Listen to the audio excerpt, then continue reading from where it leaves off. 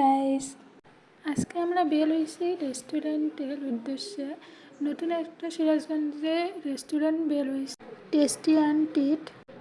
যেই ভাবা সেই কাজ করলাম।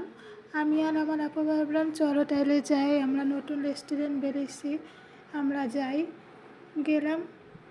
সিরাজগঞ্জে অনেক রেস্টুরেন্টই আছে, কিন্তু নতুন রেস্টুরেন্ট, তাই ভাবলাম যাই।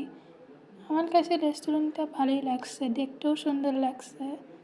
আমরা নিছি হচ্ছে একটা পিৎজা নিছি, রোল নিছি, দাম ঠিকই আছে, খুব একটা বেশি না। আর একটা ডোনাট নিছি, ডোনাটটাও ভালো মোটামুটি। খাবারটা আমার কাছে ভালোই লাগছে। ওরা যে খাবারটা কেটে কেটে দিচ্ছে, এই জিনিসটা আমার অনেক ভালো লাগছে।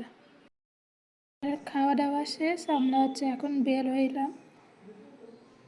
তারপর আপুকে বললাম চলো আপু যমুনার ঘাটে যাই, একটু বাতাস খায় আসি। তাই আবার ভাবার আগে আমরা চলে গেলাম, রিক্সায় উঠে গেলাম যমুনার উদ্দেশ্যে। আমার আবার ফ্যামিলির সাথে টাইম স্পেন্ড করতেই ভালো লাগে, অনেকে ফ্রেন্ডসদের সাথে করে, কিন্তু আমি বেশিরভাগ হচ্ছে ফ্যামিলির সাথেই বাইরে যাই।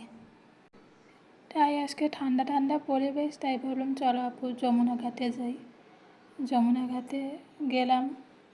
আমাদের এখানে কুইশালের শরবতকে কুইশাল বলে, আপনাদের কোন কোন অঞ্চলে কী বলে কমেন্টে বলবেন। আল্লাহ হাফেজ।